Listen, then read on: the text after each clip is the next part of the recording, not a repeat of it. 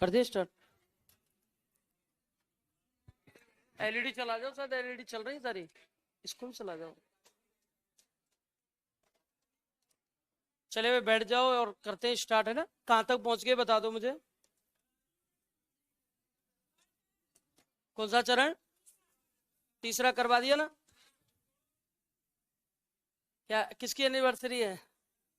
तभी स्माइल आ रही है ना। अरे एनिवर्सरी किसी की, खुश कोई और हो रहा है। तेरा मामला कहीं नहीं बैठा शायद है अभी तक। देखो जब वही उन लोगों को ही खुशी होती है, पता नहीं कैसी फीलिंग आ रही होंगी उसको। देखो हाँ, सारे लोग एक साथ ही कर दो। हैप्पी एनिवर्सरी आपके लिए। आपकी ये जो जोड़ी है, ये जोड़ी 100 नहीं 150 200 साल चलनी चाहिए। 7 जन्म नहीं 14 जन्म होने चाहिए दोनों के साथ में। क्या? अच्छा, अरे पढ़ लो, मर गई। चलिए देखिए, 3 चरण हमारे कंप्लीट हो चुके हैं और आज चौथा चरण पढ़ेंगे ना। चलिए पहली बात, कुछ चीजें अपन पढ़ेंगे, इनमें कुछ इंपोर्टेंट है। मुझे बताइए, हम पहले चरण में नाम क्या लिखवाया था हमने? मत्स्य संघ। पहले चरण का नाम क्या है? मत्स्य संघ। और सेकंड चरण का नाम क्या है? पूर्व राजस्थान संघ। पूर्व राजस्थान संघ। और आपको पता होगा तीसरे चरण का नाम क्या है? और यहां तक हमने पूरा कंप्लीट कर लिया, संयुक्त राजस्थान संघ, है ना। अब हमें चौथा चरण पढ़ना है। पहले चरण में हमें पता है, पहला चरण कब आया था भाई? 18 मार्च 1948। दूसरा चरण कब आया था? 25 मार्च 1948। और तीसरा चरण कब आया था? 18 अप्रैल 1948। आपको लास्ट में मैंने आपको बताया था, जब भी कोई चरण का निर्माण करते हैं उससे जस्ट पिछले वाले चरण को हम काम में लेते हैं। तो जब चौथा चरण बनाएंगे तो हमें तीसरा चरण काम में लेना होगा, तीसरा बनाया तो हमने दूसरा चरण काम में लिया। तो अब हम चौथा चरण पढ़ेंगे, तो चौथे चरण में हमें क्या क्या पढ़ना है थोड़ा ये मान लीजिए। पूरे एकीकरण की रीढ़ की हड्डी है, इंपोर्टेंट जो चरण है वो चौथा है। अगर चौथे को पढ़ेंगे तो चौथे में क्या क्या चीजें जो हमें मिलानी है। चौथा चरण, और चौथे चरण में हमें बात करनी है, तो सबसे पहली बात आती है चौथे चरण का टाइम। ये चौथे चरण की टाइमिंग आपको ध्यान रखनी है। चौथा चरण आया था 30 मार्च 1949 को। चौथा जो चरण आया है वही 30 मार्च 1949 को आया है। इसमें ऐसा क्या है कि इसको रीढ़ की हड्डी मानते हैं। ये मान लीजिए कि लगभग जो राजस्थान है प्रेजेंट सिचुएशन का, उस लगभग राजस्थान का निर्माण चौथे चरण में हो गया था। प्रशासनिक दृष्टि से देख लो, राजनीतिक दृष्टि से देख लो, प्रशासनिक और राजनीतिक क्षेत्र में राजस्थान का जो कंप्लीट निर्माण था चौथे चरण में मान लिया गया था। चौथे चरण का जो नाम रखा गया है वो रखा गया है बृहद राजस्थान। कि चौथे चरण का नाम क्या था? चौथे चरण का नाम था बृहद राजस्थान। बृहद राजस्थान को हम एक और नाम दे देते हैं, ग्रेटर राजस्थान। बृहद राजस्थान यशी को पर नाम देते हैं ग्रेटर राजस्थान। अब ऐसा क्या है इसमें और क्या क्या चीजें जो इसमें अपने को पढ़नी होती हैं। आप देखिए, बृहद का अर्थ क्या होता है भाई? बड़ा। बृहद मतलब बड़ा। तो अब बड़ा करना है अपने को, तो समय आ गया है बड़ा करने का राजस्थान को। देखिए पहली बात यह है कि यहां हमें कौन सा मिलाना है, क्या मिलाना है। तो पहली बात मैंने आपको बताया था कि जब भी कोई चरण का निर्माण करते हैं तो हम पिछले वाले चरण को काम में लेते हैं। इसको बनाने के लिए हमें 4 तो मिलानी है, नई रियासत, और 1 मिलाना है ठिकाना। 4 तो रियासत मिलानी है और 1 मिलाना है ठिकाना। मतलब नई कितनी चीज ऐड करनी है अपने को? 5। अब पहले समझेंगे, लिखना नहीं केवल सुनना है। मुझे आप बताएंगे सारे लोग, चौथा चरण बनाने के लिए हमें तीसरा चरण काम में लेना होगा। तीसरे चरण का नाम क्या है ये बताओ? तीसरे चरण का नाम क्या है? और यदि तीसरे चरण का नाम संयुक्त राजस्थान है तो मैं यहां लिख दूं कि तीसरे चरण का नाम है वही संयुक्त राजस्थान। चलो मान लिया कि तीसरे चरण का नाम संयुक्त राजस्थान है। तो अब आपसे ये क्वेश्चन आता है कि आप बताइए कि तीसरे चरण में कितनी रियासत थी। पेज पलटो कल वाला, 10 केस से दूसरे चरण में 9 रियासत मिलाई थी और तीसरे में उदयपुर को एक और रियासत मिलाई, तो कितनी हो गई? 10। तो हमें कन्फर्म है 10 तो क्या हो जाएंगी? रियासत। भाई पहले से हमारे पास 10 तो रियासतें कंबाइंड, और दूसरे चरण से ठिकाना चला आ रहा था कुशलगढ़, तो एक ठिकाना चला आ रहा था। पेज पलटोगे तो आपको सारी चीज संयुक्त राजस्थान में पता चल जाएगी कि 10 रियासत और एक ठिकाना है। इनमें हमें नई रियासत जोड़नी है, और नई रियासत जोड़ेंगे, यहां मैंने लिख रखा 4 रियासत और एक क्या जोड़ेंगे, ठिकाना। अगर इनको ऐड करते हैं तो इनको कैसे याद करते हैं, जे जे जे और बी। कैसे याद करोगे, जे जे जे बी, और धीरे से जे जे और धीरे जे। तो आपको थोड़ा सा ध्यान रखना है मतलब वॉल्यूम कम ही होता जाता है समय के अकॉर्डिंग। तो कैसे याद करोगे, जे जे जे बी। और अगर हम इनको ऑपरेशन करते हैं तो इस जे को उठा लाओ, और पहले जैसे बनेगा जयपुर, पहले जैसे क्या बनेगा, तो जयपुर मिलेगा। दूसरे जैसे बनेगा जालोर, जोधपुर, क्या बात है। और तीसरे जैसे क्या बनेगा, क्या बनेगा, जैसलमेर। और बी से क्या बनेगा, बाड़मेर, बीकानेर। चलिए अब मुझे बताइए कितनी रियासत हो गई, 4। कौन कौन सी हो गई, जयपुर, जोधपुर, जैसलमेर, बीकानेर। चलो मुझे बताओ जयपुर का राजा पता है क्या? अब मुझे बताओ सारे राजा याद हुए या नहीं हुए? लगभग राजा याद हो गए ना। तो बताओ फिर टोंक का राजा कौन था एकीकरण में? अजीतोदौला। डूंगरपुर का राजा, डूंगरपुर का, बांसवाड़ा का, बूंदी का, झालावाड़ का, झालावाड़ का हरिश्चंद्र, अलवर का, भरतपुर का, करौली का, धौलपुर का, धौलपुर का कौन है, कोटा का। ज्यादातर याद है ना, ठीक है। अरे रुक जाओ, भावनात्मक भावनात्मक हो रहे हैं, देखो क्या है। अच्छा ज्यादा ब्रेक ज्यादा हो गया तो खा ज्यादा लिया है, अब वो डाइजेस्ट करके जाना है आपको। अरे अरे अंदर का मसाला बाहर आ जाएगा चलिए यहां देखते हैं जोधपुर का जो राजा है, जोधपुर का राजा है हनवंत सिंह। एक बात ध्यान रखना, किसी काम को करना और काम को करने के बाद संभाल के रखना दोनों ही अलग अलग हैं। कर सब सकते हैं, संभालना बड़ा मुश्किल है। तो अगर आप ऐसी एक्टिविटी करेंगे तो जो मसाला अंदर है बाहर आ जाएगा, और अगर तुम्हारा मसाला बाहर आया तो मैं तुम्हें पढ़ा ही नहीं पाऊंगा, ऐसी मैं इधर से इधर निकल जाऊंगा सीधे, क्योंकि वो ऐसी घटनाएं आप बाहर निकाल के लाओगे अंदर की, ऐसा मसाला आएगा। तो इसलिए पढ़ लो, है ना। चलिए डाइजेस्ट बाद में करना, देखो वैसे ही बाहर गर्मी पड़ रही है और मसाला लेके बाहर भी जाना पड़ेगा तुम्हें। देखो जैसलमेर के राजा का नाम है रघुनाथ सिंह, रघुनाथ सिंह। और बीकानेर के राजा का नाम है शार्दुल। मैंने आपसे फर्स्ट डे ये बोला था कि राजा स्टार्टिंग में आप देखोगे तो आपको हार्ड लगेंगे, लेकिन चौथा चरण आते आते लगभग आपको राजा याद हो जाएंगे। तो ये आपके राजा हैं। अच्छा मानसिंह को प्रिवी पर्स दी जाती थी क्या सबसे ज्यादा? बताओ कितनी? 18 लाख। कितनी? 18 लाख। और हनवंत सिंह को 50,000 कम, 17.5 लाख। ये इस टाइप से आपको याद रखना है। और बीकानेर के राजा को इससे 50,000 कम, 17 लाख। अब लड़कियां एक क्वेश्चन का आंसर बताएंगी। क्वेश्चन ये है कि बताइए प्रिवी पर्स को कब खत्म किया गया? ओनली गर्ल्स, नहीं पूरा बताना है। 26वें संविधान संशोधन 1971। पुरुष एक क्वेश्चन बताएंगे, कौन सा चरण पढ़ रहे हैं? बहुत बढ़िया, क्या बात है, मजा डाल दिया।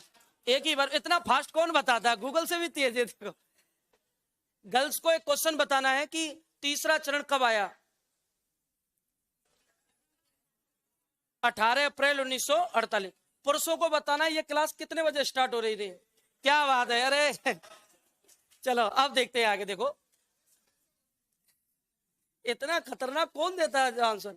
देखिए अब जैसलमेर के राजा की बात करें तो इसकी प्रिवी पर्स है 2.80 लाख, मतलब 2,80,000। चारों की अलग अलग हो गई। फिर एक बात आती है कि जयपुर के अंतर्गत एक ठिकाना आता था, आपको ध्यान हो तो जयपुर के अंतर्गत एक ठिकाना आता था लावा। तो आपको यह भी ध्यान रखना है कि भाई एक ठिकाना आता था लावा, और लावा के राजा का नाम क्या था? बंश प्रदीप सिंह। क्या नाम था भाई? बंश प्रदीप सिंह। और ये यहां से कवर होता है कि चौथे चरण में क्या क्या मिलाया गया। अब आपको कंबाइन क्या करना है, यहां देखो हमें पता है कि एकीकरण करने के लिए, राजस्थान बनाने के लिए हमें कितनी चीजें कंबाइन करनी है, 23। यहां देखो 10 रियासत पहले से चली आ रही है, 10 में 4 रियासत और मिल गई तो रियासत कितनी हो गई, 14। यहां आते आते हमारी रियासत हो गई है 14। पहले से एक ठिकाना चल रहा है, एक नया ठिकाना हमने मिला लिया, कौन सा, लावा।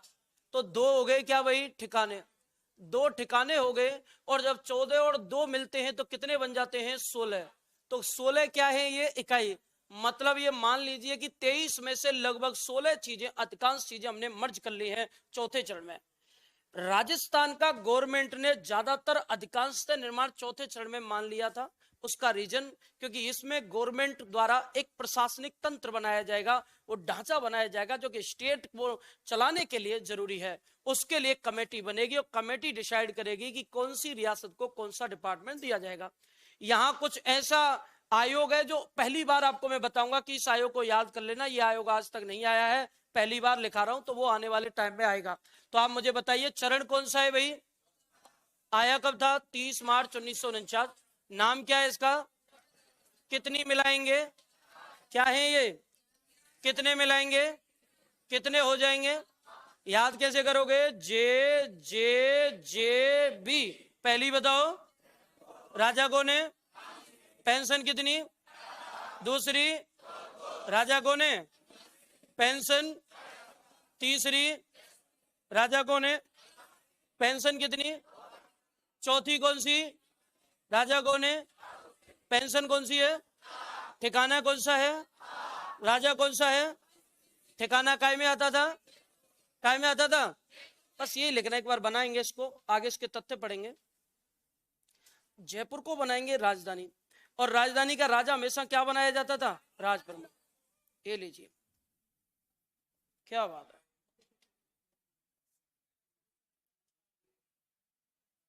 अब जोधपुर के राजा हनुवंश सिंह को इग्नोर नहीं कर सकते, इसलिए हनुवंश सिंह को एक नया पद दिया गया था, वरिष्ठ उपराज प्रमुख। इसके लिए नया पद लेकर आए, वरिष्ठ उपराज प्रमुख।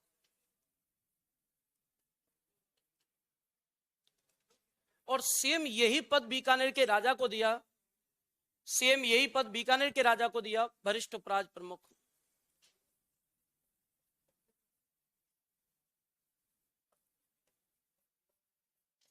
वरिष्ठ उपराज प्रमुख, ये पूरा का पूरा स्टार्टिंग का पूरा ढांचा एक बार बनाएंगे, इसके बाद आगे चलेंगे। कुछ भी कोई पुराना क्वेश्चन, नया क्वेश्चन कोई भी हो तो आप पूछ सकते हो, क्लासरूम में मैं आपको बता सकता हूँ सारे क्वेश्चन।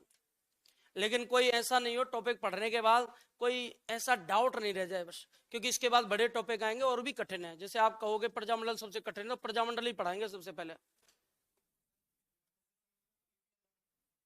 नहीं, अलग नहीं, 5वें चरण में मिलेगा, 5वें चरण तक अलग रहेगा। उसका रीजन है, भरतपुर और धौलपुर चाहते थे यूपी में मिलना, अलवर करौली चाहते थे राजस्थान में मिलना, तो विवादित थे, आपस में ही नहीं बन रही थी उसमें।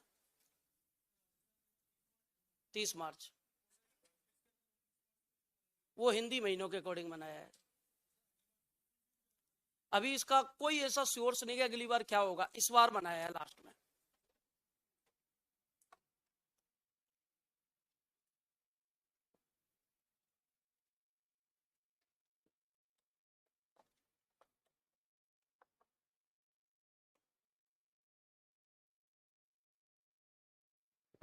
अब मुझे बस इतना बता दो, एकीकरण याद हो रहा है, नहीं हो रहा, हो रहा है ना। मैं आपको कोई लाइन टू लाइन, मैंने आपको कहा था लाइन टू लाइन याद करवा दूंगा। कि अब आपको क्या है कि आप 1-2 महीने नहीं पढ़ोगे ना, तब जाके माइंड में से स्लिप होगा, नहीं तो परमानेंटली आपके माइंड में ये फिट रहेगा। क्या है,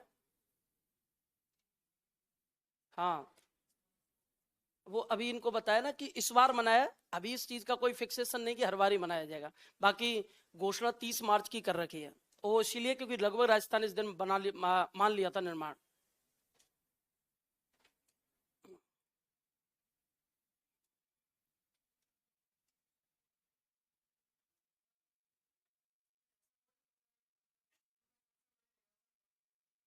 मत्स्य संघ में बिल्कुल पूछ लेते हैं कई बार, लेकिन कभी आया नहीं है, लेकिन आने वाली संभावना तो अलवर सबसे बड़ी है। जहां आपको राजधानी बना रहे हैं ना, ये मान लो वो सबसे बड़ी है उस समय, उन सब में कोटा, जिसको राजधानी बना रहे हैं उसको सबसे ऊपर लेके रखोगे आप क्षेत्रफल में।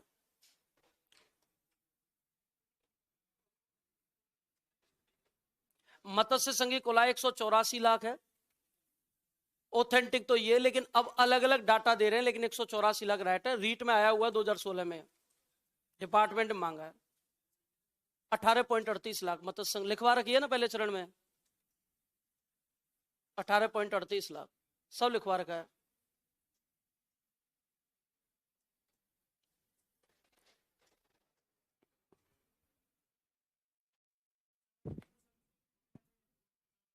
क्या हुआ? तो ये तो पहले मैंने लिखवा रखा है ना, तो यहाँ जोधपुर से बड़ा तो आप किसी को कर ही नहीं सकते भाई। जोधपुर से बड़ा तो किसी को कर ही नहीं सकते। क्या हुआ मुझे पूछ लो। हाँ, दो हैं वरिष्ठ और वरिष्ठ, दोनों वरिष्ठ हैं। जैसे कनिष्ठ नहीं बने बूंदी का और डूंगरपुर का, ऐसे इनको कोई ना कोई तो पद देना पड़ेगा भाई। ये जीव रियासतों का हिस्सा है ये दोनों, लेकिन इसे बिना पद के कैसे रख सकते हैं दोनों को। और जोधपुर का राजा तो थैला पैक करके तैयार बैठा रेड क्लिफ रेखा पे जिन्ना के पास जाने के लिए। उन्होंने उसने घोषणा भी कर दी पाकिस्तान मिलेंगे, तो उनकी रानियों ने बच्चों को तैयार भी कर दिया, ड्रेस में निकर पहना दिए, तो छोटे छोटे बच्चों को चश्मा वश्मा लगा के ये ट्रक आएगा, लोड करो सामान, फ्रिज कूलर ले चलो। लेकिन वो तो रेड क्लिफ रेखा में पटेल जी ने लाठी से डरा दिया, तो लौट कर आए। अब आप मानते हो कि महिलाओं को आप कह दो कि घूमने जाना है तो 10 दिन पहले से पैकिंग स्टार्ट हो जाती है। यहाँ भी ऐसे ही था कि पाकिस्तान जाना तो पैकिंग हो गई 10 दिन पहले से, तो महिलाओं ने सामान पैक किया मुश्किल से, अपने बच्चों की ड्रेस सेलेक्ट कर ली कि दूसरे देश में जा रहे तो अच्छी ड्रेस पहना के ले जाएंगे। और पहले आपको पता ही है कि बच्चे जो पहले एक ही राजा की कई रानियां होती थी, तो सारे साइज के बच्चे होते, इतना बड़ा अलग अलग रानी से होते थे, तो सबके ड्रेस फाइनल कर दी। आपने पता छोटे छोटे बच्चों को जो प्रोग्राम में ले जाते निक्कर पहनाते हैं, अंडर शर्टिंग करते हैं, शर्ट बट पहना, चश्मा लगाते हैं और इतना ऑयल लगाते हैं तो दूर से ही चमकती है। और उस समय जब ये गेट पर आए, ट्रक आया कि लोड करो इनको, और जब गाड़ी में लोड करने आए तो हनुमंत सिंह जी आते और कहते मामला कैंसिल। वो गेट पे खड़ी है, बैग ट्रॉली बैग रखे हुए कोई 500 10 तो, और बच्चे सारे बच्चे लाइन से खड़े रहते हैं, वो छोटे छोटे बच्चे कि कहीं हिलना भी नहीं, तो सावधानी खड़े रहते हैं भाई। और रानियों ने कहा सावधान, तो सावधानी खड़े रहे, अंडर से बिल्कुल कपड़ों पर दाग नहीं लग जाए। जब हनुमंत सिंह जी आए, रानियों ने कहा कि अब लोड कर दें, उन्होंने कहा मामला कैंसिल, अब कहीं नहीं जाएंगे, यहीं रहना है। तो कितना गुस्सा आएगा। मतलब आप 10 दिन से कह रहे हैं जाना है जाना, पैकिंग करवा ली, और जब जाने का समय आया तो 2 मिनट पहले कहा कैंसिल। अब बताओ रानियों पे क्या गुजरी होगी, महिला कितना गुस्सा दिखाएंगी। अब ऐसे तो नहीं सारी की सारी इकट्ठे को हनुमंत सिंह की कुटाई कर दे, राजा को तो कूट नहीं सकती। अब जोर कहाँ चलता है, बच्चों पे ही चलता है ना। ऐसे टाइम पे आप घरों में देख लो तो बच्चों की कुटाई, कईयों की तो अंदर सेटिंग बिगाड़ दी, किसी का चश्मा टेढ़ा कर दिया, बाल बाल बिगाड़ दिया, कहा सीधा चलो। तो ऐसे बच्चों पर ज्यादा अत्याचार किए गए तो उस समय, तो कुछ भी हो सकता है। हाँ ये होता ही है।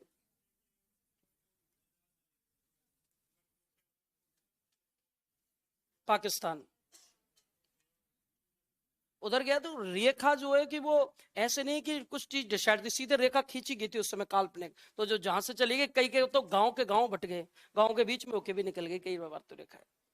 तो ऐसे डिसाइड नहीं था पहले, बस खींची गई थी कैसे भी निपटारा करो। उसका रीजन ये है कि उस समय दंगे हो रहे थे, 1,80,000 लोग भारत में मर गए थे दंगों से, जिन्ना के कहने प्रत्यक्ष कार्यवाही दिवस के दौरान। 1,20,000 तो पूर्वी भारत में, 60,000 पश्चिमी भारत में। तो लोग दिन रोज मृत्यु की संख्या बढ़ती जाए। ये तो क्या है, एक अखबार में आंकड़ा दिया गया, रियल तो ये 2.5-3 लाख लोग मरे थे। ये तो क्या एक रिपोर्ट दी गई है कि इतने लगभग मरे, उससे ज्यादा ही मरे थे। तो ऐसे मान लीजिए लोग ज्यादा प्रभावित थे, इसलिए कहा कि जल्दी से कहीं से भी लाइन खींच दो, मैटर को क्लोज करो, जिससे कि लोग मरे ना, इसलिए बना दी गई। कई मतलब तो गांवों से भी निकाल दी गई थी, आधे गांव पाकिस्तान में आधा गांव भारत में, तो ऐसे बनाई गई थी। बन गया क्या बताओ, चले आगे। अब मुझे एक बात बताएंगे, जब ये चरण बनता है तो चरण की सबसे बड़ी समस्या, आप ये मान लीजिए एक ही तरह के लोग जब हों और कंपटीशन बराबर का हो तो कंपटीशन और ज्यादा रोचक होता है। इनमें देखिए आपको 3 रियासतें, आपको जीभ रियासत दिख रही हैं, 4 में से 3 जीबे हैं। उदयपुर पहले से बैठा हुआ है राजधानी बनके। अब राजधानी का मसला यह था कि राजधानी किसको बनाए, सबसे मेन मकसद यह है राजधानी किसको बनाए। यदि आप उदयपुर को राजधानी बनाते हो तो ये तीनों कंपटीशन में तीनों विरोध करेंगे, जयपुर को राजधानी बनाते हैं तो बाकी के 3 विरोध करेंगे, जोधपुर को बनाते हैं तो बाकी के 3 करेंगे। तो मसला ये था कि राजस्थान में एक स्थिति ये पैदा हो रही थी असंतोष की, कलह की। तो कैसे डिसाइड करें, तो एक कमेटी बनाई गई थी, P Satyanarayan committee. P Satyanarayan committee को कहा गया कि आप डिसाइड कीजिए कि कैसे मैटर को सोल्व किया जाए और कैसे राजधानी किसको बनाया जाए, आप इसको सोल्व करें। तो पी सत्यनारायण समिति ने क्या किया, इस मैटर को सोल्व करने की कोशिश की। जोधपुर का राजा कहता है कि मैं क्षेत्रफल में सबसे बड़ा हूं तो राजधानी बनने का अधिकार मुझ पर सबसे ज्यादा है। जयपुर का राजा कहता है कि जनता की पहली पसंद मैं हूं, इसलिए जनता की पसंद होने के कारण पहली राजधानी की प्रायोरिटी मुझे दीजिए। उदयपुर वाला कहता है मैंने राजस्थान की प्राचीनता को जिंदा रखा है, इसलिए मुझे ओल्ड होने के कारण मुझे ये दर्जा दें। भरतपुर का राजा कहता साहब इनके मसले मत करो, पढ़ो, मुझे चिपका लो आप, तो मैं देख लूंगा सबको। तो बराबर बराबर वालों में क्यों कंपटीशन करवाएं। कोटा वाला कहता साहब मुझे बना दो। तो ऐसे करके मसला तैयार हुआ। तो कमेटी फैसला करेगी, इस कमेटी बनाई गई, इस कमेटी का नाम है पी सत्यनारायण समिति। और पी सत्यनारायण समिति जो है, इस पी सत्यनारायण समिति की सिफारिश पर विभाग बनाए गए हैं।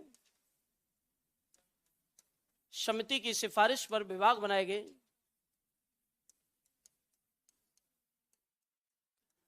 सिफारिश पर विभाग बनाए। और अब अगर हम बात करें इसको लेकर, तो विभागों का बंटवारा किया गया है। तो आप ये ध्यान रखोगे सबको संतुष्ट करना है। एक ध्यान रखना, सरकार का एक ऐसा काम होता है उसे सबको खुश करके चलना होता है, नहीं तो बैलेंस बिगड़ जाएगा। भाई एक सिस्टम का बैलेंस तभी बनता है जब सबको खुश करना होता है। तो पी सत्यनारायण समिति को कहा गया कि आपकी जिम्मेदारी है कोई दुखी ना हो, बैलेंस ऐसा बनाना है कि सबको कुछ ना कुछ देना है जिसके कारण कलह की स्थिति पैदा ना हो। इसलिए क्या किया, इस समिति ने सबको कुछ ना कुछ देने का एक जिम्मा उठाया। और ये राजस्थान है हमारा पतंगाकार, और इस राजस्थान पतंगाकार में भाई साहब इन्होंने ये बताते हैं कि पूरी तरह से ऑब्जर्वेशन किया और रिसर्च किया। रिसर्च के दौरान यहां एक जगह है जयपुर,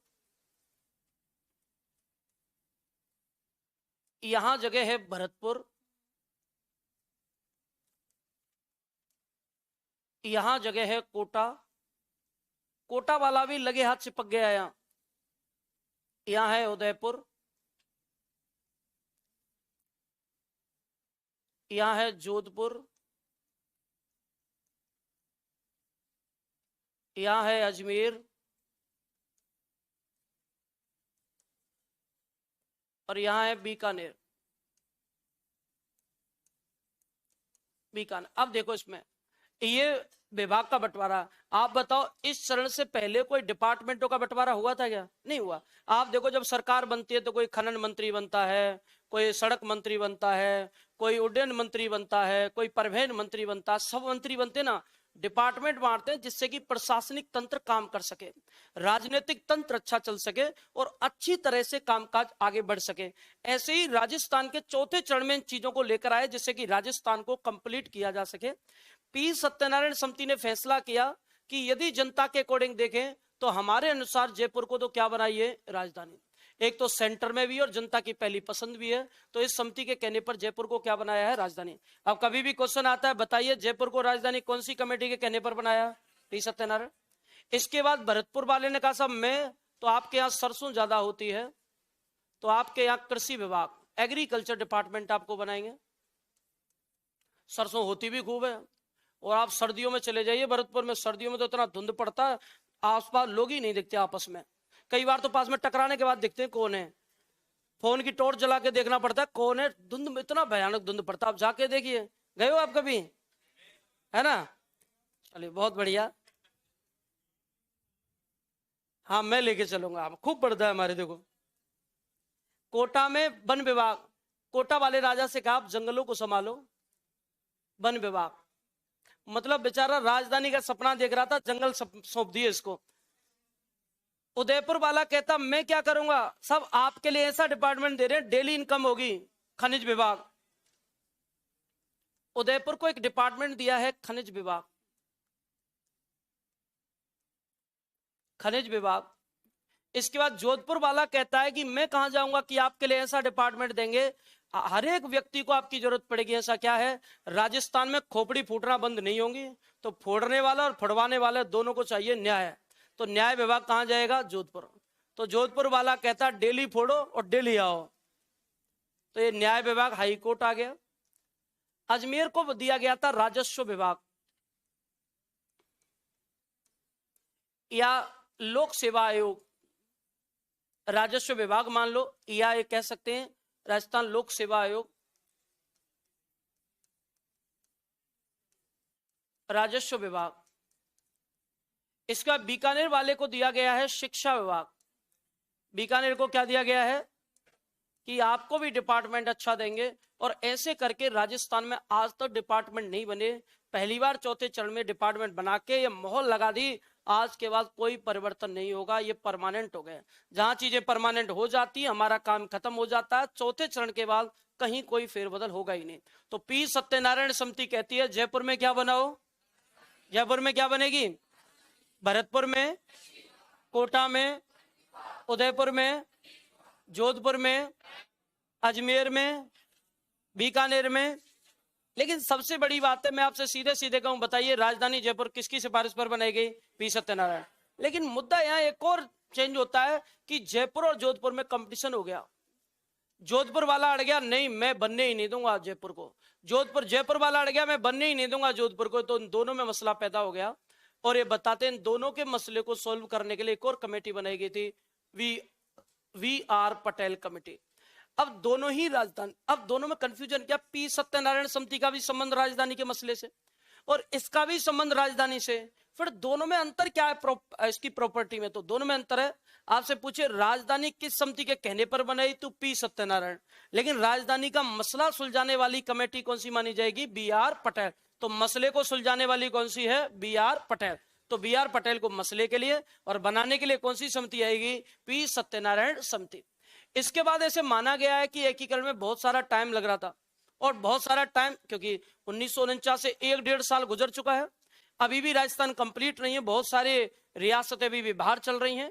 तो समाजवादी पार्टी ने एक व्यक्ति था राम मनोहर लोहिया, इस राम मनोहर लोहिया को राजस्थान भेजा, और राम मनोहर लोहिया को राजस्थान भेजा और इसके लिए एक डिपार्टमेंट का नाम दिया राजस्थान आंदोलन समिति, कि राम मनोहर लोहिया के अध्यक्षता में एक समिति बनाई गई थी राजस्थान आंदोलन समिति, इसे राजस्थान भेजा। और इस समिति ने राजस्थान में रहकर एक सिफारिश की, पहली बृहद राजस्थान बनाने की, और दूसरी इसने जो सिफारिश की थी एकीकरण को जल्दी करवाना। ये जो राम मनोहर लोहिया समिति है ना, आज तक पेपर में नहीं आई, केवल एक ही पेपर में आई। अभी लाइब्रेरियन का पेपर हुआ था 2025 में, लगभग अप्रैल मई में, उसके अलावा किसी पेपर में आज तक ये कमेटी पूछी नहीं गई है, राम मनोहर लोहिया समिति। और उसमें कथन के रूप में पूछा गया कि राजस्थान आंदोलन समिति बनाई गई जो राम मनोहर लोहिया की अध्यक्षता में बनाई गई थी। तो केवल एक बार पूछा गया, तो इस कमेटी को आपको ज्यादातर ध्यान रखना है। तो 3 कमेटी याद करेंगे चौथे चरण में, एक तो कौन सी है, पी सत्यनारायण, एक कौन सी है, बी आर पटेल, और एक कौन सी है, राम मनोहर लोहिया समिति, जिसका दूसरा नाम है राजस्थान आंदोलन समिति। अब बनाएंगे, मेरे साथ बना लो इसको एक बार।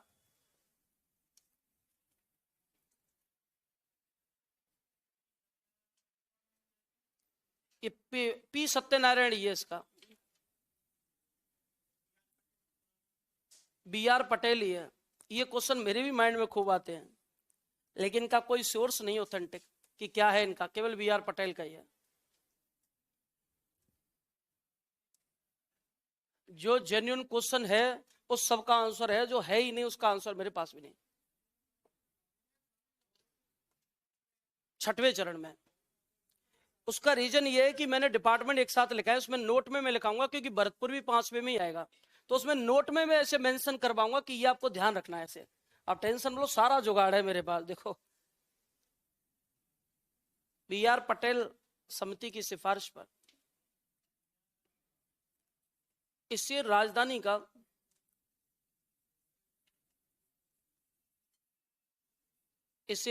का मसला सुलझाने के लिए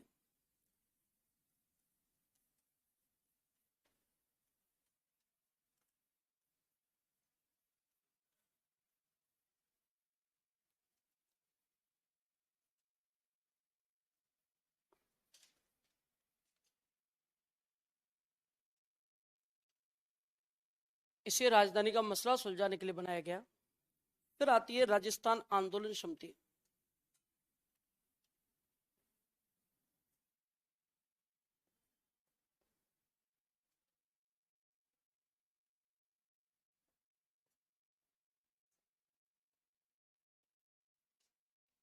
इसी को नाम देते हैं राम मनोहर लोहिया समिति।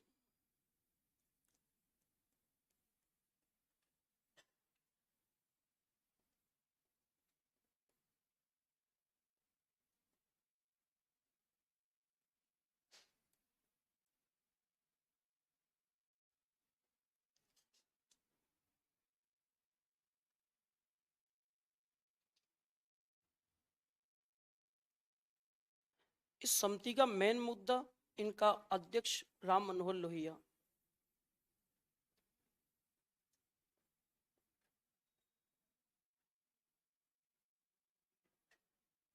क्या हो गया? ये राम मनोहर लोहिया कौन है? इसकी प्रसिद्धि किस चीज से है? राम मनोहर लोहिया ने किताब लिखी है भारत विभाजन के गुनहगार। एक इसका मेन एक पॉइंट है, वो ये है कि जब गांधी जी ने भारत छोड़ो आंदोलन चलाया था, तो भारत छोड़ो आंदोलन को चलाने के दौरान रेडियो के माध्यम से प्रचार किया गया था आंदोलन का।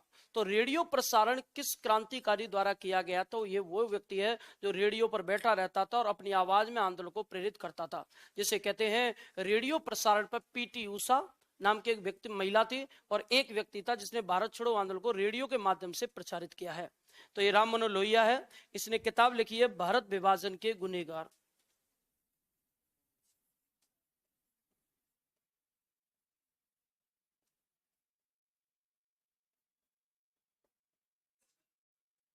अरे जाओगे क्या?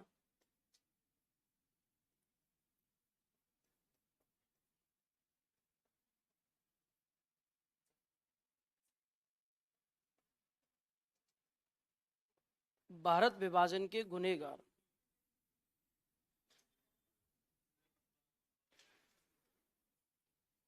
इसका उद्देश्य,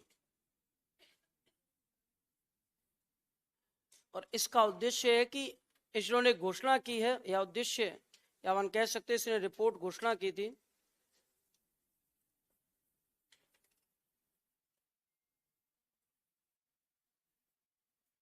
एकीकरण जल्दी करवाने की।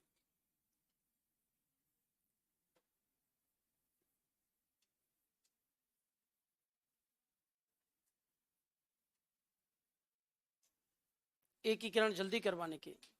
लेकिन 30 मार्च को, अब आप मुझे बताइए, प्रशासनिक और राजनीतिक रूप से राजस्थान कंप्लीट हो गया चौथे चरण में।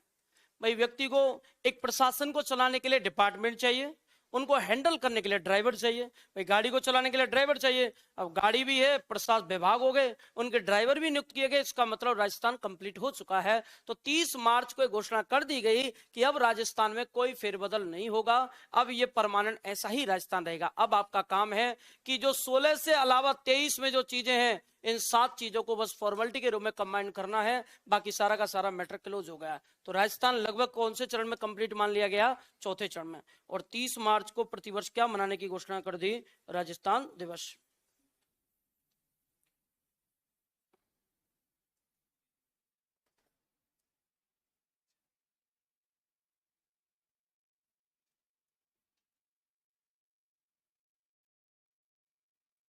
इस दिन प्रतिवर्ष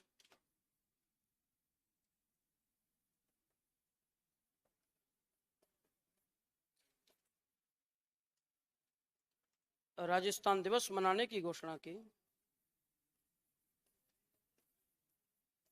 ये आपको ध्यान रखना है, इस दिन प्रतिवर्ष राजस्थान दिवस मनाने की घोषणा की गई। अब जो आपके डाउट है उनको मेंशन करवाऊंगा नोट में कि 5वें चरण में भरतपुर और 6वें चरण में अजमेर, वो मेंशन होगा उसमें, क्योंकि डिपार्टमेंटली जितने भी जिम्मेदारी थी वो पी सत्यनारायण समिति की थी।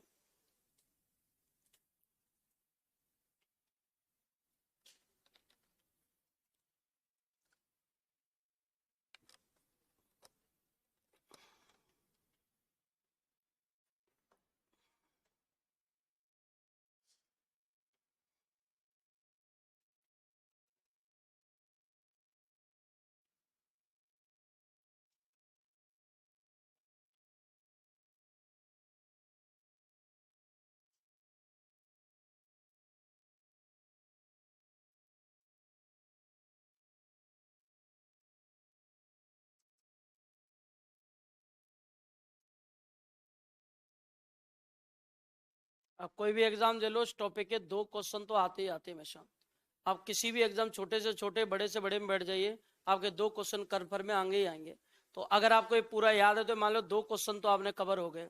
और जहां तक मुझे पता है आप क्वेश्चनों को सही कर दोगे, क्योंकि हमने याद किया है इसको, उस हिसाब से पढ़ा है, कंसेप्ट क्लियर है इसके पूरे के पूरे। बन गया क्या बताओ? बन गया ना सबका?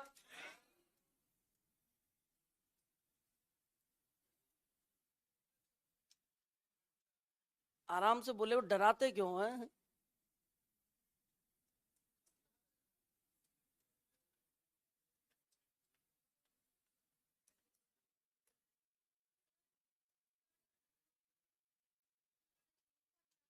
हाँ 3 लिखवा दिए ना, लिखवाने थे 3। जोड़ा 2 है, क्योंकि पहले चरण वालों को पहला चरण अभी जोड़ा ही नहीं हमने राजस्थान में। पहला चरण तो अलग ही है, वो तो खुद ही लड़ रहे हैं, खोपड़ी फोड़ रहे हैं एक दूसरे की, आपस में बिजी हो। पहले चरण वाले तो पहले में जोड़ा था ना, आगे तक नहीं लाएंगे, अब आगे लाएंगे। वो गाड़ी में पैक करके रख रखा है पीछे वाली शीट पे, अब आएगा वो 5वें चरण में। नोट लगाओ, वो आपस में लगे हुए हैं, आपस में भिड़ रहे हैं। नोट लगाएंगे, नोट में लिखना भरतपुर को कृषि विभाग, भरतपुर को कृषि विभाग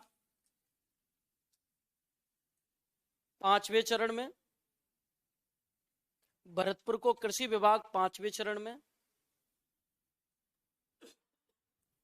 और अजमेर को राजस्व विभाग, और अजमेर को राजस्व विभाग 7वें चरण में।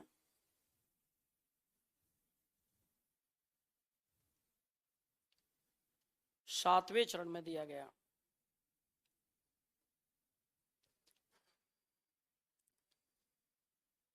अब मुझे बताइए, मैंने आपको स्टार्टिंग में एक लाइन लिखवाई थी कि राजस्थान की वे रियासतें जो पाकिस्तान में मिलना चाहती थी, और कौन? जोधपुर, धौलपुर, टोंक, जैसलमेर, यही तो थी। अब एक बात ध्यान रखनी है कि जोधपुर का राजा जब पाकिस्तान में मिलना चाहता था, तो उसका पर्दाफाश कौन से अखबार में किया गया? तो अखबार है रियासत। कौन सा अखबार है? और इसके बाद उस पर दबाव बनाया गया लॉर्ड माउंटबेटन, और लॉर्ड माउंटबेटन के साथ एक व्यक्ति था जिसका नाम था बीपी मेनन, और इन दोनों ने दबाव डालकर उसके साइन करवाए हैं 9 अगस्त 1947 को, तब जाके जोधपुर मिला। ये तो बन गया क्या पूरा? अब चलिए, इसमें अगला पॉइंट जो है वो ये भाई, जोधपुर शासक हनुवंश सिंह,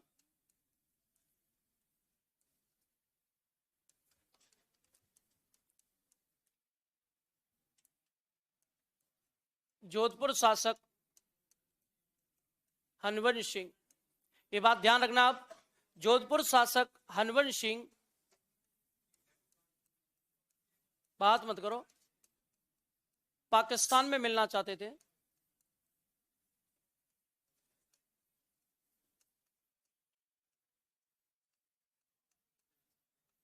पाकिस्तान में मिलना चाहते थे, ये बात आपको ध्यान रखनी है। जोधपुर शासक हनुवंश सिंह पाकिस्तान में मिलना चाहते थे, लेकिन एक बात जो सबसे इंपॉर्टेंट है यहां, वो ये है कि इसका पर्दाफाश कहां किसमें हुआ?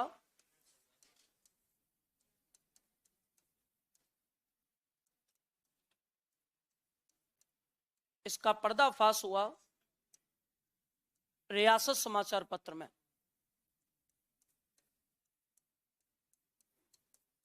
रियासत समाचार पत्र में, ये आपको ध्यान रखना है, दिल्ली से चलाया जाता था ये।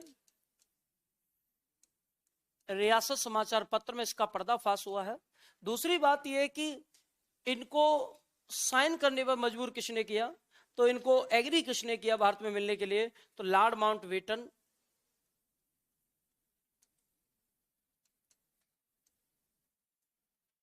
और बीपी मेनन।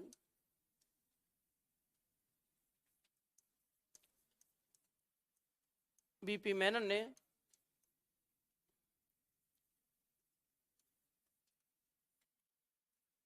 भारत में विलय पर राजी किया इसे, तो इनके कहने पर ये भारत में विलय हैं, और इन्होंने विलय पत्र पर साइन किए थे 9 अगस्त 1947 को। तो जो हनुवंश सिंह जो थे, उन्होंने जो इंस्ट्रूमेंट ऑफ एक्सेशन था उस पर 9 अगस्त को साइन कर दिए।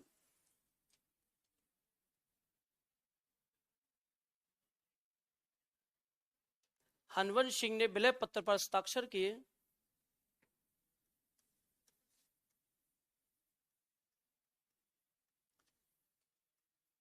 विलय पत्र पर हस्ताक्षर किए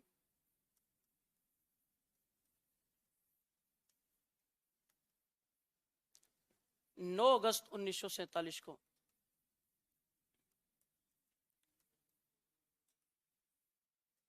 नौ अगस्त 1947 को विलय पत्र पर क्या किए हैं? हस्ताक्षर। एक बात और ध्यान रखना, जब ऐसे पढ़ते हैं तो एक जगह थी लोहारू, लोहारू क्षेत्र। उस लोहारू क्षेत्र हरियाणा की सीमा में पड़ता था, जिसे बीकानेर का राजा विलय करना चाहता था बीकानेर में, और डील भी हो चुकी थी, लेकिन अंतिम समय में लोहारू राज्य को सरकार ने इसे अलग कर दिया, जिसके कारण जो योजना थी शार्दुल सिंह की वो विफल हो गई थी। ये लाइन भी कई बार आई है कि ये कथन सही था क्या कि बीकानेर के राजा लोहारू राज्य को मिलाना चाहते थे, तो बाद में से ये बताते खारिज कर दिया गया सरकार के द्वारा। अब इतनी बातें होने के बाद हमारे पास कैरेक्टर रह जाते हैं राजधानी, राज प्रमुख। इसमें महाराज प्रमुख बनाएंगे, और महाराज प्रमुख का पद किसने मांगा था? भूपाल सिंह जी ने। किसने मांगा था? भूपाल सिंह जी ने। इसके बाद चौथा चरण कंप्लीट हो जाता है। अब छोटे छोटे चरण है सारे के सारे, जितनी चीजें बनी है अब 5-7 चरण तक कोई चेंजमेंट नहीं आएगा, वही राजधानी रहेगी, वही राज प्रमुख रहेगा, वही महाराज प्रमुख रहेगा। तो 4 चरणों तक इन्हें बदल बदल कर पढ़ते हैं, चौथे चरण में इन्हें परमानेंट कर दिया गया है। ठीक है, तो जोधपुर का राजा हनुवंश सिंह कहां मिलना चाहता था? पाकिस्तान में। इस चीज का पर्दाफाश कौन से अखबार में किया हुआ है? रियासत में। और इसको मिलाने पर राजी किसने किया? माउंट बेटन और कौन है? बीपी मेनन। और इन्होंने विलय पत्र पर साइन कब कर दिए हैं? 9 अगस्त 1947। बन गया।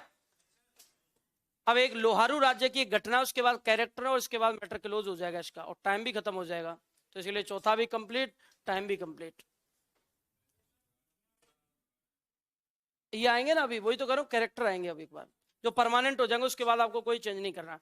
लगाए नोट, नोट लगाओ। नहीं, एक ही है, ये दिल्ली से प्रकाशित है। नहीं, पर्टिकुलर कोई आदमी नहीं, ये संस्थाओं द्वारा चलाए जाते थे, अलग अलग लोग, जिसका मन होता था उसके द्वारा प्रिंटिंग प्रेस छाप दी जाती जाती।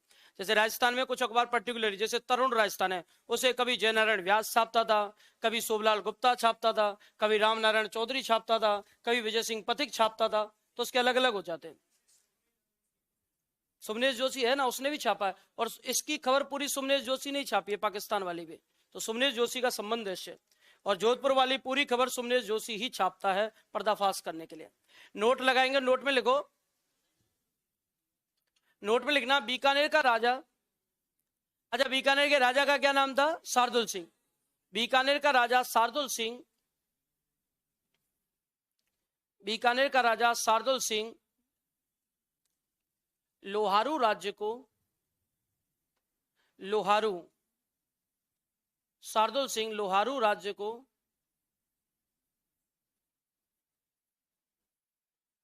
लोहारू राज्य को ये रहा, ये रहा, ये रहा, ये रहा, लोहारू राज्य को, सीरियस हो गए थे देखो, लोहारू राज्य को बीकानेर में मिलाना चाहते थे,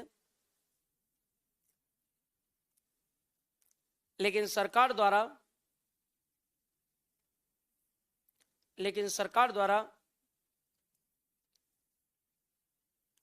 इस मांग को अस्वीकार कर दिया गया। लेकिन सरकार द्वारा इस मांग को अस्वीकार कर दिया गया।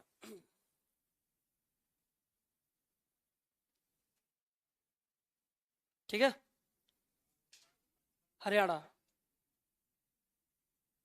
हरियाणा में वर्तमान लोहारू। ठीक है, अब एक कैरेक्टरों को देख लो आप, इसके बाद एक क्लोज हो जाता है। एक तो आपको राजधानी का तो पता ही है ना सबको, हाँ, बीकानेर में। नहीं, बीकानेर में लाना चाहते थे, एक ही मांग थी बीकानेर के राजा की। इसका राजा मुस्लिम था, नवाब कहते थे उसको। इनके उसका रीजन ये है, इस राजा को बीकानेर के राजा ने सबसे ज्यादा सपोर्ट किया है। तो सीधे बीकानेर और हनुमानगढ़ एक ही रियासत थी, हनुमानगढ़ और गंगानगर, तो सीधे सीमा बीकानेर की हरियाणा से लगती थी, इसलिए सीधे कनेक्ट था हरियाणा से, क्योंकि पहले गंगानगर हनुमानगढ़ सब एक ही था, तो सीमा सीधे लगी हुई थी उससे। देखो बार, राजधानी बनाएंगे एक तो, राजधानी के बाद क्या बनाएंगे भाई? राज प्रमुख।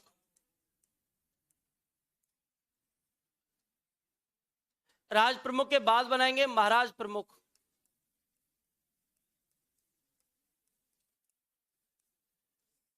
महाराज प्रमुख के बाद बनाएंगे वरिष्ठ उपराज प्रमुख।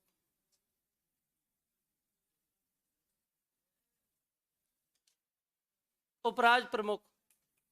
उपराज प्रमुख के बाद बनाएंगे वरिष्ठ उपराज प्रमुख। वरिष्ठ उपराज प्रमुख। वरिष्ठ के बाद बनाएंगे कनिष्ठ उपराज प्रमुख। कितने उपराज प्रमुख हो गए?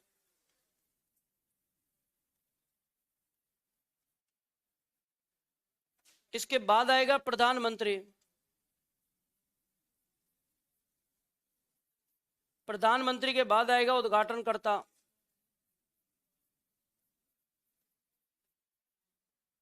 उद्घाटनकर्ता के बाद आएगा उद्घाटन स्थल। चौथे चरण की 3 चरणों तक जनसंख्या, आय और क्षेत्रफल आंका गया है। चौथे चरण पर ये छोड़ दिया गया कि अब 7वें चरण में ही इसका नाप करेंगे, इसलिए चौथे चरण की जनसंख्या और आय को आंका नहीं गया था, क्योंकि अब इनको लगा कि 7वें चरण में इकट्ठा ही सबको आंका जाएगा, इसलिए इनकी आय और जनसंख्या नहीं आती है। तो राजधानी चौथे चरण की बनाई गई है जयपुर। और आपको जैसा पता है जयपुर का राजा, मतलब राजधानी का राजा ही क्या बनता है? राज प्रमुख। तो मानसिंह सेकंड। महाराज प्रमुख की मांग की थी भूपाल सिंह ने, तो भूपाल सिंह को महाराज प्रमुख बनाया गया। उपराज प्रमुख कोटा का राजा था भीम सिंह सेकंड। वरिष्ठ उपराज प्रमुख एक तो हनवंत सिंह और एक थे शार्दुल सिंह।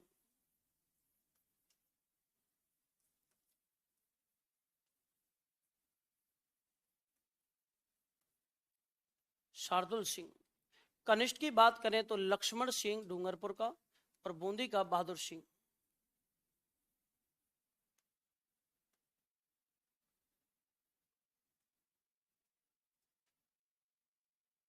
प्रधानमंत्री, अच्छा प्रधानमंत्री कैसे याद करवाए थे? कुमावत, असावा, बर्मा, शास्त्री। बर्मा का संबंध उदयपुर से, तो जहां जहां उदयपुर आगे आएगा बर्मा आगे आएगा, जहां जहां जयपुर आगे आएगा हीरालाल शास्त्री आगे आएगा। तो जयपुर राजधानी बना है तो हीरालाल शास्त्री को उठा लो, तो बर्मा शास्त्री, लास्ट में चौथे पे आवी शास्त्री रहा है।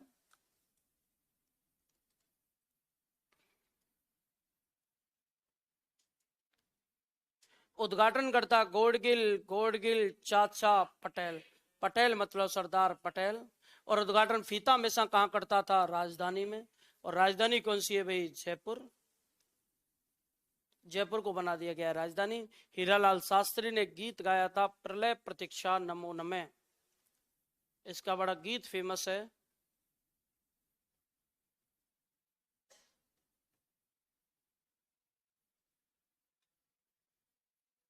प्रलय प्रतीक्षा नमो नमः। इसने किताब भी लिखी थी, बुक भी लिखी है एक, प्रत्यक्ष जीवन शास्त्र।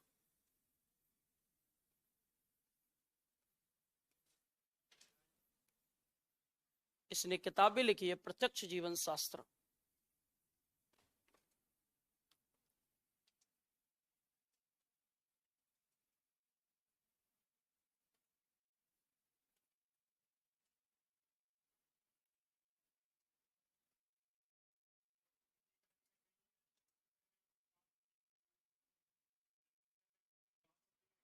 होती है ना जनमत की, जैसे मान लीजिए मत्स्य संघ आएगा 5वां चरण, उसमें जनमत का ही काम होगा सबसे मेन तो।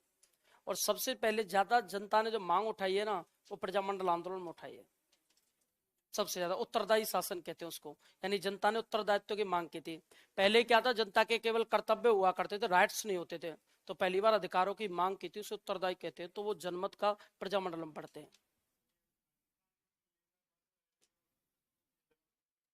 जनमत का नहीं तो वहां राजाओं ने फैसला किया था, और जनता, सरकार चाहती थी जनता फैसला करे। लेकिन एक समय ऐसा आया था इस समय कि जनता ने आवाज उठाना स्टार्ट कर दिया था, राजतंत्र अप्रभावी हो गया था, लोकतंत्र हावी हो रहा था, क्योंकि सारे के सारे जितने लीडर थे वो जनता का नेतृत्व करके आगे बढ़ रहे थे। जो सुभाष चंद्र बोस ने सबसे पहले भड़काया, गांधी जी हो गए, इन सब ने जनता को सपोर्ट किया है। इसलिए लोग आगे घरों से निकल आए थे, लेकिन लोकतंत्र को आने में टाइम लगा था, क्योंकि राजा झुकने के लिए तैयार थे ही नहीं पहले। इसलिए तो प्रजामंडल 1931 से स्टार्ट हो गए थे। जनता ने अधिकारों की मांग की थी, उत्तरदायित्व तो दीजिए हमें, हमारे राइट्स कम है, कर्तव्य ज्यादा है। तो कर्तव्य तो हमारे काम तो हैं, पूरा भी करते, लेकिन राइट्स भी हमें दो। जनता के हम भी तो प्रभावी हैं, जनता के अंग हैं राज्य के, इसलिए हमें भी अधिकार दो। तो ये पूरा का पूरा टॉपिक कंप्लीट, टॉपिक नहीं, चरण कंप्लीट है। तो टॉपिक और 2-3 घंटे का रह गया है, तो उसको कंप्लीट कर देंगे, ठीक है। तो राजधानी कौन सी बनाओगे? जयपुर। राज प्रमुख कौन है? मान सिंह। महाराज प्रमुख कौन है? भूपाल सिंह। उपराज प्रमुख कौन है? भीम सिंह। और वरिष्ठ कौन कौन है? हनुमंत सिंह, शार्दुल सिंह। कनिष्ठ कौन है? लक्ष्मण सिंह, बहादुर सिंह। प्रधानमंत्री कौन है? हीरालाल शास्त्री। उद्घाटनकर्ता कौन है? सरदार पटेल। उद्घाटन स्थल कौन सा है? जयपुर। बाकी कब पढ़ेंगे? चलिए,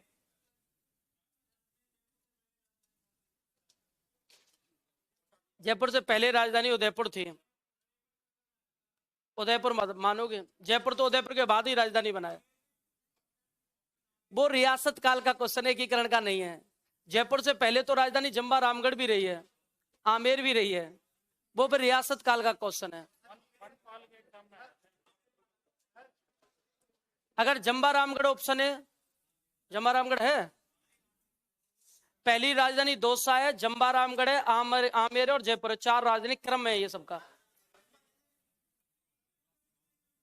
मैंने कहा था 2 घंटे की, जब भी जैसे स्वाद आता है उसके पहले तो टाइम ही खत्म हो जाता है। अभी तो क्या टॉपिक ही ऐसा, तो क्रांति वगैरह चलेगी तो इंटरेस्ट आएगा आपको भी।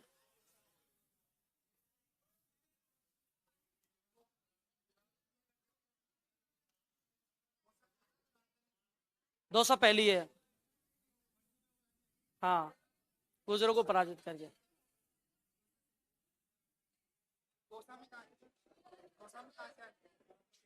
प्रॉपर दौसा है, वहां एक राजा था रालप सिंह चौहान, उसकी बेटी थी सुजान कंवर, उसकी शादी हुई थी दूल्हे राय से। दूल्हे राय नरवर का था।